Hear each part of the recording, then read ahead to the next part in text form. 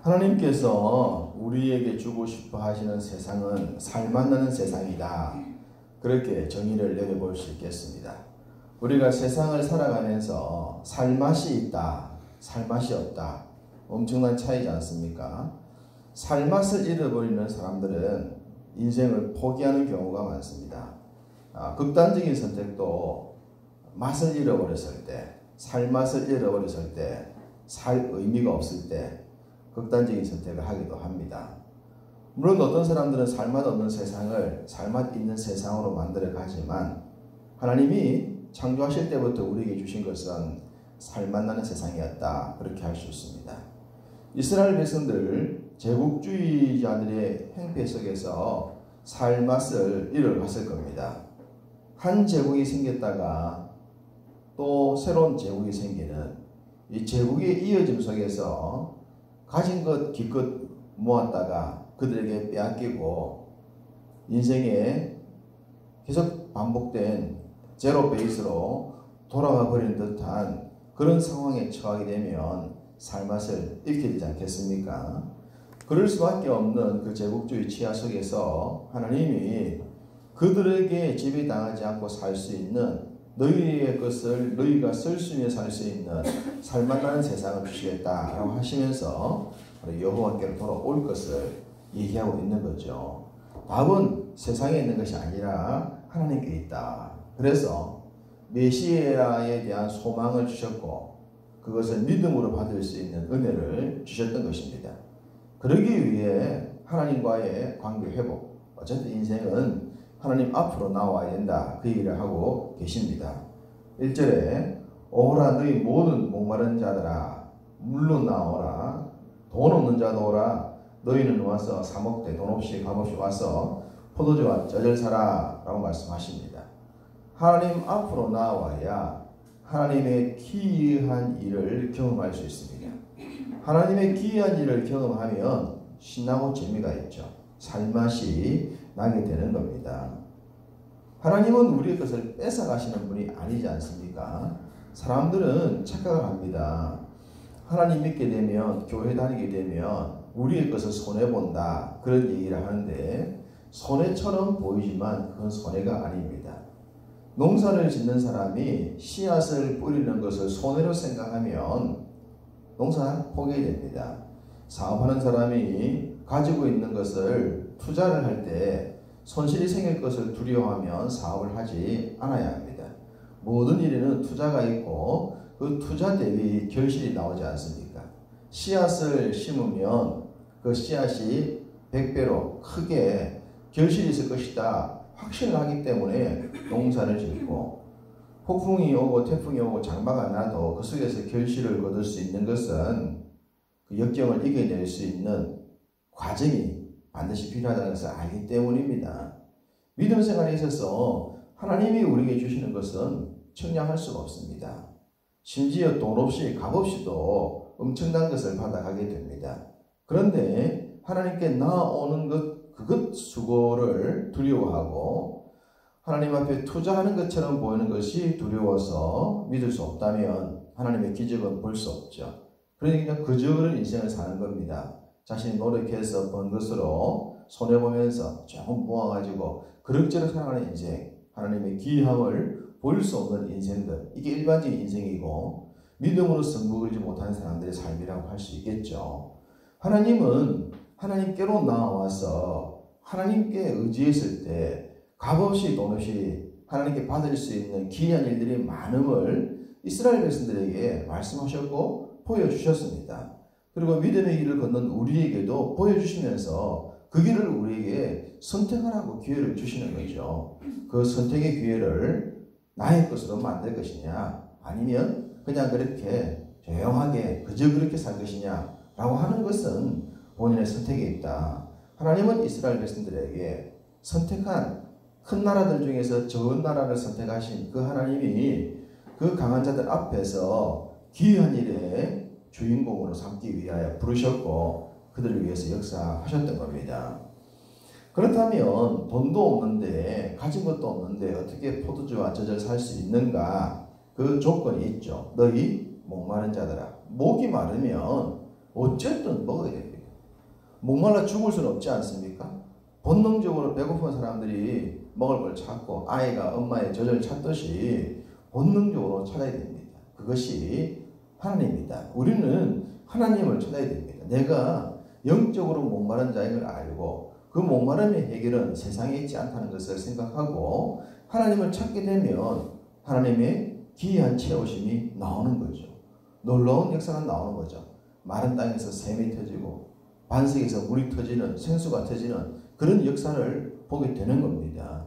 하나님이 천지 만물을 창조하신 이후에 세상 만물을 정인으로 세우고 너희가 정인이 되어서 내가 선택한 자들을 통하여 어떤 일을 하는가를 보라고 하셨듯이 하나님께로 나오고 주를 신뢰하고 의지한 자에게 기이한 일을 보이겠다라고 하시는 것이고 이스라엘을 그렇게 부르신 것입니다.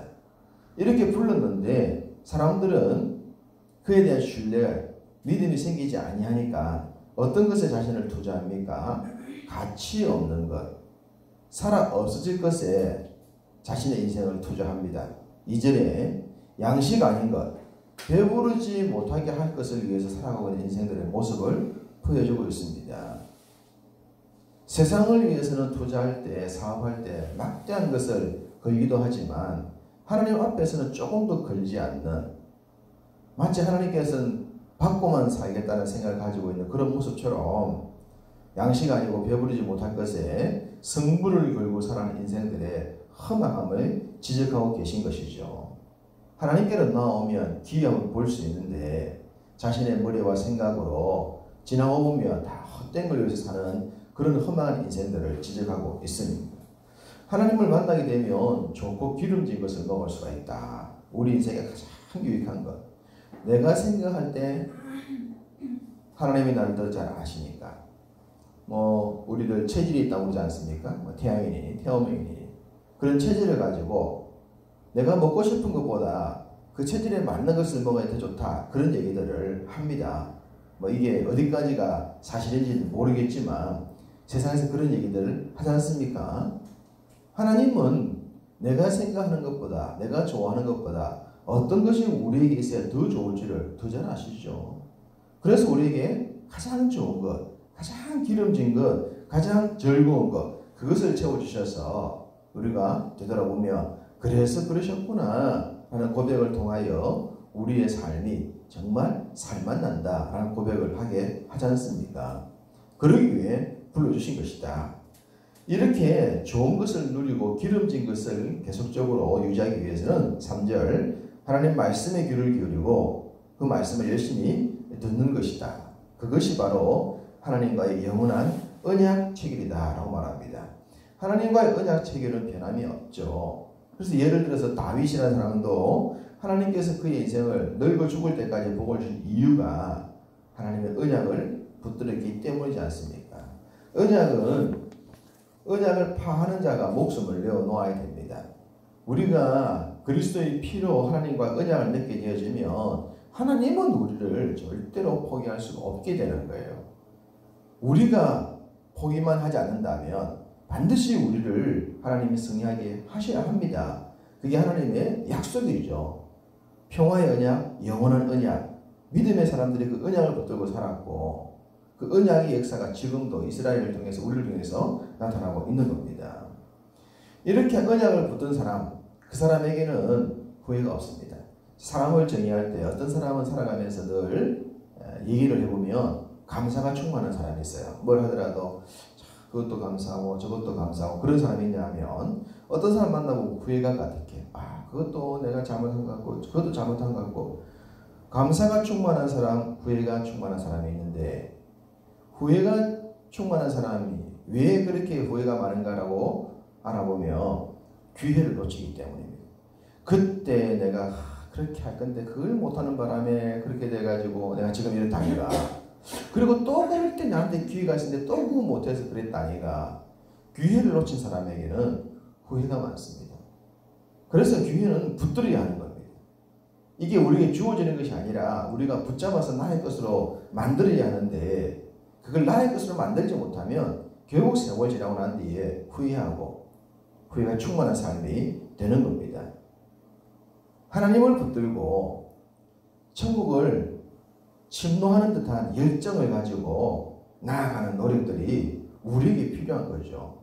그게 인생이지 않습니까? 6절 너희는 여호와를 만날 때에 찾으라. 가까이 계실 때에 그를 부르라. 찾고 부르는 것, 만나기 위해 애를 쓰는 것, 이거 우리의 노력입니다. 너희가 해야 될 일이다. 나는 너희 곁에 있고 내가 너희에게 이런 말씀을 주고 내가 이런 복을 준비했는데 이 복을 네가 네의 것으로 만들기 위해서는 네가 찾는 것이고 네가 붙드는 것이고 네가 노력하는 것이다. 그 기회를 주시는 겁니다. 그래서 되돌아보면 하나님을 만날 기회가 있었고 은혜 받을 때가 있었고 주를 섬길 기회가 있었고 헌신할 때가 있었지 않습니까? 나의 것을 드릴 때가 있었고 다 그럴 때가 있었는데 그 때를 놓치고 나면 못하는 거예요. 하고 싶어도 못하는 거예요. 그리고 고기도 먹어본 사람이 잘 먹는다고 하나님께 드려보고 헌신하고 한 사람이 잘하지 안 한 사람은 잘 못하는 겁니다. 때를 붙잡고 기회를 누린 사람은 그게 충만해지는 겁니다. 그래서 감사가 많아요. 감사가. 그런데 안 해본 사람은 말은 번드러지하게 할 것처럼 보였는데 그 기회를 놓치고 사니까 나중 가서 할 낀데 그때 하자 할 낀데 못했다. 그러면서 사는 후회가 가득한 겁니다. 바울은 말했습니다. 고린도후서 6장 2절에 이르시되 내가 은혜 베풀 때에 너에게 듣고 구원의 날에 너를 도왔다 하셨으니 보라 지금은 은혜 받을 만한 때요 보라 지금은 구원의 날이로다. 구원이 주어지고 은혜가 주어지지만 그럼에도 불구하고 주님이 이런 말씀 주시는 것은 인생인 우리에게 기회를 주시는 겁니다. 너의 것으로 만들어봐라. 달란트를 주더라도 너의 것으로 한번 만들어봐라. 모든 것들을 우리에게 한번 제시해 주시는 겁니다. 아브라함에게 이삭을 바칠 기회를 주셨던 거죠. 그 기회를 줬을 때에 하나님께 드리는 결단을 하느냐 믿음으로 사느냐 그거 우리에게 있는 겁니다. 그것을 통하여 살만나는 세상 만들고 기적의 주인공이 되고 간증의 주인공이 되고 이어가는 복의 주인공이 될 수가 있는 거죠. 다윗이 그렇게 누려서 자식 아들 솔로몬에게 물려줬듯이 우리에게도 그런 기회를 주신 것이고 이스라엘 백성들에게도 그런 기회를 주신 것. 그 기회를 줬는데 이스라엘은 그 기회를 많이 망각했죠. 우리가 말씀을 통하여 이 기회를 놓칠 것이 아니라 우리가 그 기회를 붙들고 우리가 기이한 일의 주인공이 되어보자 그 길을 걸어가야 하는 겁니다. 우리가 살아가는 세상에 우리 주변에 보면 대부분 이 급 차이가 있습니다.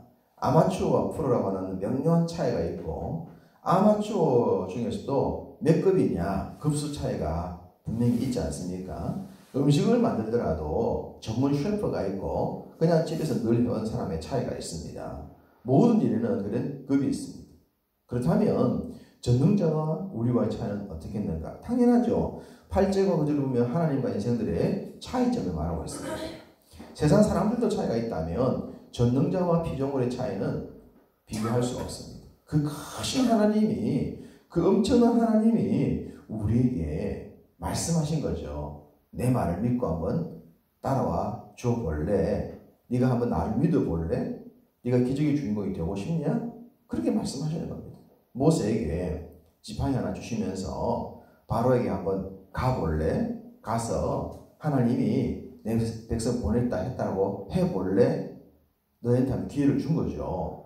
모세가 전혀 못 간다 그랬죠. 하나님이 보내도 못 간다 그랬죠. 그러나 모세가 지팡이 하나로 기적의 주인공이 되지 않았습니까? 여리고성을 믿음으로 돌아볼래? 돌아보라고 한 것은 하나님의 말씀이고 도는 건 사람입니다. 백성들에게 돌자, 돌면 무너진다더라. 이건 지도자가 해야 될 일입니다. 하나님이 기회를 주신 겁니다. 오병이어로 5,000명을 먹이는 기적을 만드시고 예수님의 죽음과 십자가의 부활도 믿는 자에게 주어진 것이었습니다. 마리아에게도 네가 믿으면 나의 영광을 볼 것이다. 오빠의 죽음 앞에서 믿지 않는 마리아에게 그러지 않으셨습니까? 하나님은 우리에게 이해를 시킨 것이 아니라 믿음을 요구하신 겁니다. 네가 믿고 이해가 되면 따라와라. 이게 아니고 네가 믿으라. 믿고 따라와라. 이해되기 때문에 따라와라 아니라 믿고 따라와라. 그물을 버려두고 배를 버려두고 부모님을 버려두고 나를 쫓아와라. 쫓아오게 되면 다 얻게 된다. 모든 면에 하나님이 불러서 귀한 일에 주인공 되게 하시면서 살만한 인생, 살만한 세상 만들기 원하셨는데 그것을 믿음으로 받아들이고 나의 기회를 받아들이느냐라는 결정은 우리에게 있는 겁니다. 그것을 나의 것으로 만들어야 하는 것이죠. 11절 내 입에서 나가는 말도 이와 같이 헛되이 내게로 돌아오지 아니하고 나의 기뻐하는 뜻을 이루며 내가 보낸 일에 형통하리라. 나는 실현을 하는 자가 아니다. 전능하신 분이기 때문에 내가 너희를 불러서 귀한 일의 주인공 삼고 복주겠다는 말이 그냥 허언이 아니다. 믿고 따라오면 반드시 된다. 그래 네가 그의 주인공이 될 것이 아니냐라는 말씀을 줍니다.